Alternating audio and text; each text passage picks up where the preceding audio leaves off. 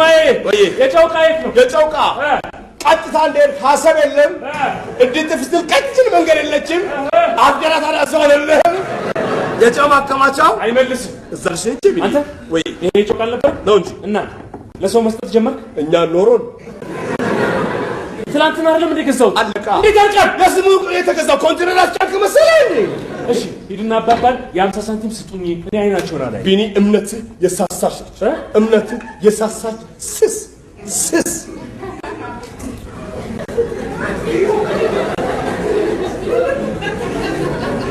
ምንድነው? ማመን ነው ዋና።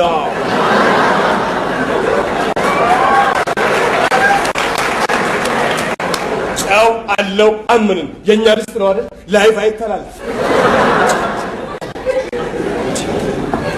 አረ ሙት ነው። ጥሩ እኔ የሌለ ማይል ነገር መብላት አልፈልግም። ቃሪያ እንኳን ይጨምር። ቃሪያ የሚሰነግ ይሁን ሲወጣ ይሰነጋል። ብቻ አንተ በእምነት ጽናልኝ። ፍሬው ራሱ እንደሚያከክል የውጭ ቃሪያ ነው። እንዲሁ እያመንን እንቀጥላለን። አረ እሺ ቲማቲምም ተወዷል። ይቅራ ቲማቲም የለም ይቅር። እጂ ካለማ አትፈታተም ቢኒ።